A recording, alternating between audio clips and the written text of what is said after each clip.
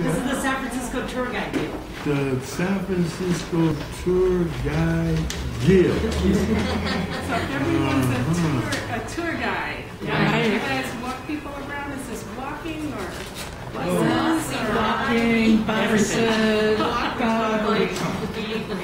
Sounds like gang activity to me.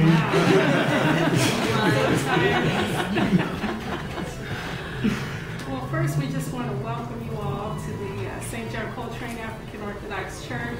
My name is Juanita King-Stevens. I'm the pastor here at St. John's. This is His Eminence Archbishop Franz Wayne King. We're honored to have him here with us today. Archbishop of the African Orthodox Church and founder of what people call the Coltrane Church. And I drag my son Miles with me today. He's just thrilled to be here. That's right. He's the man that counts the money here. He's an acolyte also here in the African Orthodox Church. And we have many churches all over the country and throughout the world, but this is really the only Coltrane church, if you will, that actually has John Coltrane as our patron saint. And this is the only African Orthodox church that has a jazz, quote-unquote, jazz liturgy. And really what that means is that we take some of the compositions of John Coltrane and we incorporate it into the liturgy of our service. And so it's not so much like we bring jazz into the service, but jazz is a part of the worship in that the music and the liturgy become one. And so it's really, the music is a vehicle for praise. And I think that's maybe what makes us a little unique. As opposed to which a lot of churches are doing jazz in their services now. The beautiful artwork, I think, is what strikes you. When you come in here, immediately you see we're a small space, but we have this huge artwork. It's all done by one of our deacons, Deacon Mark C. Dukes. We have Christ enthroned. We have Mother Mary with child. And then we have two representations of St. John Coltrane. The first one that you see behind you is, in fact, it represents John Coltrane, the man. That is John Coltrane before 1957. And so that is, I want to say, that is the music. We look at John Coltrane's music in two different ways. In 1957, John Coltrane had what he called a spiritual awakening. And after that year, in that year of 1957, he asked God to be relieved. Hello. He asked God to be free from addiction and asked God to help him to use his music to uplift people and make people happy through his music. And so this is what you see here represented represents all of the music after 1957. This is the risen train, the ascended train. And most of the music that you'll find after 1957 comes to us from the Impulse recording label. We're listening to a little bit of that right now. So John Coltrane, the modern day saint, anything from Prestige, Atlantic, Blue Note, and a few other recordings, but those are his main labels right there. And then this is John Coltrane, the risen train. I'm trying to think what else do you want me to say? We get a lot of people that come here from all over the world. I think we are Christian worship. However, there are so many people that have had an experience with John Coltrane's music. They've been touched by it in some way. They have some type of spiritual relationship to the music. And so we get people who travel from all over the world, all over the United States, to see what it is that we're doing here, and they're happy really to have a place of worship that sort of identifies with what they're feeling through the music. Behind you also, next to the saint, you'll see that we have a global community wall. And those are signatures that we collect from people from all over the world. You see things written in different languages, piece of themselves here from all over the world. And so even though we are a Christian worship, everyone is welcome because we really do try to respect and appreciate the fact that John Coltrane believed in all religions. And so in that sense, everyone is welcome to be a part of this worship. So you come here on a Sunday and you'll see Christians and Jews and Muslims worshiping together. Oh my goodness. And it happens all the time. It's a wonderful thing. Is the African Orthodox Church not this particular church? Because you said this is the only Coltrane church, but you're part of a larger body of African Orthodox churches. And how are they similar and how are they different from this one? Is it just not the Coltrane element, or can you speak to that? Well, the African Orthodox Church is a liberation church. It's what the AME Church, the African Methodist Episcopal Church, is to the Methodist Church. The AOC is that to the Anglican and Episcopal Church. Our founding patriarch, Alexander McGuire, did what we made a strike for ecclesiastical freedom for people of color. Because in the 20s, you could not be a bishop and be in the Anglican Church. And you could worship, but you couldn't be a bishop. So he said that the white churches, they drew a circle that had excluded people of color, but God gave him a vision to draw a broader circle that would include all people.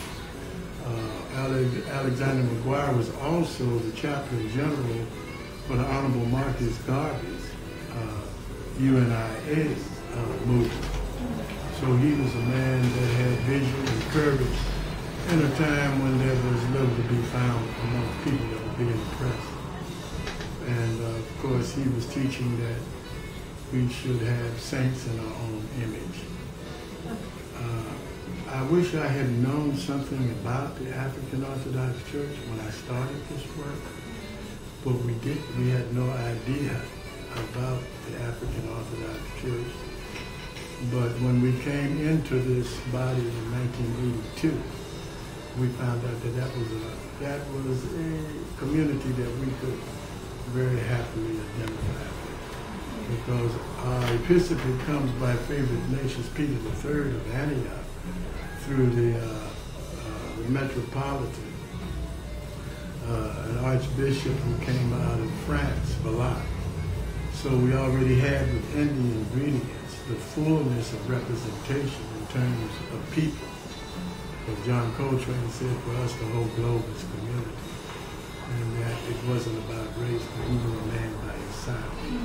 So we identified with the African Orthodox Church in 1982, and Archbishop Hinkson, who was the Archbishop of Chicago, in his words, he traveled here from the east, traveling west to deepen the branches, the roots and broaden the branches of the great African Orthodox Church. And we were introduced to him by a Russian Orthodox Bishop Ajari, who introduced us to Archbishop Hinkson. And he brought us into the African Orthodox Church. And what we are the jurisdiction of the West.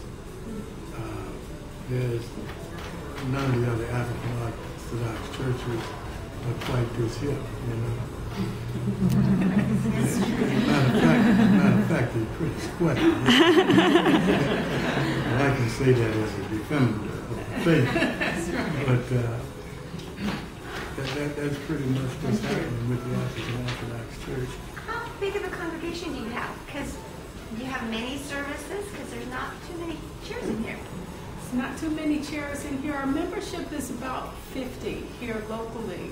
I think what's unique about St. John's, though, is that when you come here every week, there are so many different faces. Because we really do get a lot of people that journey from, like I say, Europe, Asia, Africa, all different countries, and throughout the United States as well, to come here to this service. So it's been going on like that. Well, you know, I would answer that question like this. Them that know don't tell. Don't tell. And then they tell, don't know. know. In terms of how many members we have. Oh, right. Because as a global community, you know, we do have financial support from other parts of the world. This is a jewel that's hidden. If you come and you see people here from out of the state, out of the city, out of the country, a lot of times they are accompanied by somebody that lives in San Francisco and in the Bay Area, and they come and ask them, where's the Coltrane Church? And they start Googling. And so if you come here and you're from France and you're from San Francisco and say, oh, well, you brought the person from San Francisco.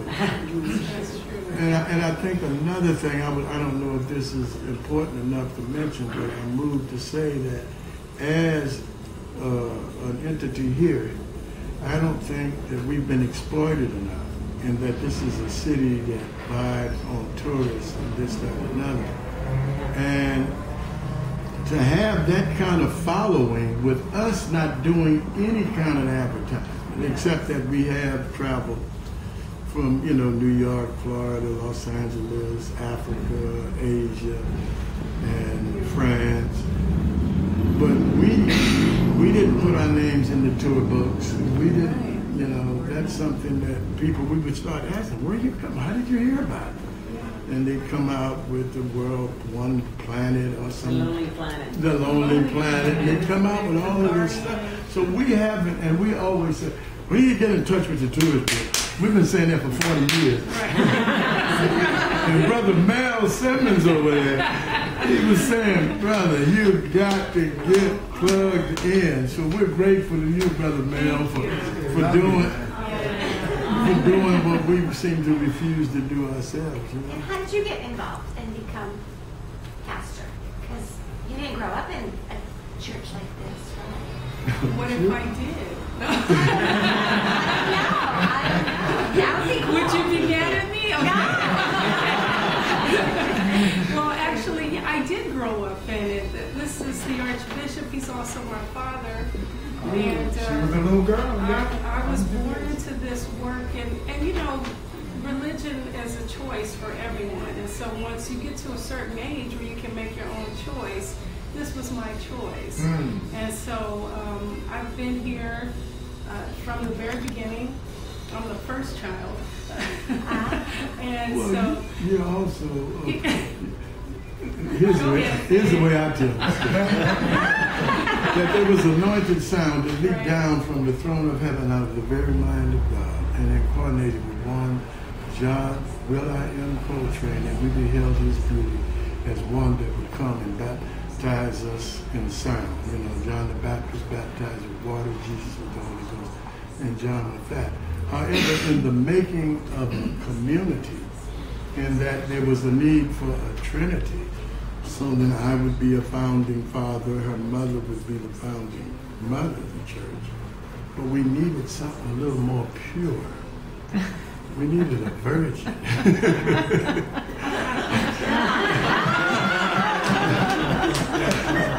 and I stopped him from telling this story.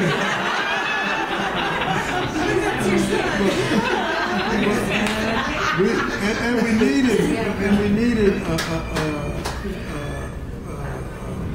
female energy increased. Because, and not just one that would be a virgin as a child, but one that would even live a very virtuous life, which she has done. And her father is her first boyfriend, her husband. So we have a very virtuous pastor. And Thank you. and she's also a very talented musician. And a great preacher she become. I look forward to hearing her preach every Sunday that she don't make me preach. Are you going to play something? No, Kizzy. I know. I will Sunday. Actually, I should mention that actually this Sunday is a very special Sunday for us because one of our dear founding members, Father Roberto DeHaven, who passed away this April, we'll be holding a memorial service for him and inviting all of his musician friends. And he was a a great musician. He was a priest here. He was our archpriest, but he was also very much a part of the music culture, the jazz culture, world music culture, poetry. I mean, he was really an intricate part of the artist community here in San Francisco and throughout the Bay Area. And so we're expecting a lot of people to come out and to pay tribute to this great man of God and a wonderful artist. My friend, musical teacher, beautiful human being, Father Haven. And so that service will be, we'll have a regular service from 12 to 2, and then starting at 3 o'clock, we'll have our memorial, and everyone is welcome to come out. And if you play an instrument, as Archbishop King says, don't show up naked, bring your instrument with you, okay? So whatever that is, from a triangle to a tenor. Is this church associated with that one on Divisadero? Where they... Yes, a good point. We've been a part of the Western Addition for 44 years now, and 31 of those years was on Divisadero Street. Oh, you used to be there and now you're here? And now we're here. We were a part of that movement, you know, with the .com and all of that, and they came in, they bought the building and tripled our rent. You know, ironically, we're here and we're paying more in this neighborhood than we were then. So, you know, it is a struggle for us to be here, but God has prevailed in keeping this work going. So you've been here like maybe, what, 10 years? I think we've been in this space maybe 8 years. Oh. Yeah, or going on 8, something like so that. That one on Divisadero is not there anymore? That one on Divisadero is not there. In fact, there were 2 dress shops that were there, and I noticed that it's empty again. So, yeah, so we'll see what happens. The last one, I walked in there, I took my son in because it was before his time. So I took him in, I'm like, this is where it all began. And the lady that was the owner there, she knew nothing about it. So we talked to her and let her know about it. She was fascinated. You know, one of the great things about that space on the Divisadero was that we had a fantastic food program, vegetarian meals, going back to the 1970s, organic rice and beans and sauteed vegetables and salad and fruit and water. And we really helped to take care of a lot of families and hungry people here in the Bay Area for about 31 years. So your services are from 12 to 2 every Sunday? 12 to 2 every Sunday. Everyone's welcome. I saw another hand back there. The service lasts 2 hours? Something 2 hours technically, but usually it goes a little bit longer than that. So We have no problem doing 2 hours. Yeah. Is it mostly music or preaching? Half of it is music, and then the other is word. So there's the readings of the gospel, the epistle, the collect, and prayers, and then we have a sermon also. That's the other half. So if you've ever, if you're a part of like an Episcopal church or even a Catholic worship, you'll be very familiar. You'll be able to kind of tune into what's going on. Maybe outside of the music a little bit, but you'll recognize the prayers. Could you identify with Bishop Tutu a little bit? Yes. Or a whole lot? We always say there wouldn't be any Bishop Tutu if it wasn't for the African Orthodox Church. It's kind of like Negro baseball, you know? You know, when they started letting blacks play in the major leagues, then, and that's kind of what happened to the African Orthodox Church, because until the African Orthodox Church came into being, they were not making black bishops. So when they saw the pressure that was coming from the African Orthodox Church and the Anglican Church too, because McGuire was from the West Indies, so they kind of changed their game a little bit and said, "Oh, don't go anywhere. We'll give you some rice and some beans. We'll make some bishops, you know." And they were not ordaining women. So we boast that we have a woman priest. They went to they let African American first, and then eventually women didn't happen. Yeah, there was a big fight inside the African Orthodox Church itself as to whether or not we were going to ordain women. And we are fortunate enough to know that without women and our Supreme Mother, which was my mother, who was very much involved in establishing this church, and the mother's the first teacher, and I wouldn't even know my name if it wasn't for my mother, because she made it up. But, so yeah, we're the first ones to do that in the African Orthodox Church. And in this jurisdiction, we have 3 women priests, 2, one in Chicago and one in Tennessee. So wait, is this the only John Coltrane church? It's the only St. John. St. John Coltrane. Saint. Okay. And then with the church in Chicago? The church in Chicago is St. Augustine's. Oh, okay. Okay, it's North the African. Okay. There's 2 Augustines. Okay. Yeah, I went to Catholic school, but remember all that. Yeah. Okay. We gotta get. All right, but folks, I just want you to know that they specially opened the space for us today. Otherwise, they're not here today. They only open on Sundays. They only came because of us. So I really want to thank you for doing that. Yes, And I want to thank thank you guys for bringing everyone. I was going to try to find out who y'all are besides just a guild. What does that mean? Tour guide. Tour guide. Yes. What does that mean? Professional tour guide. Professional association.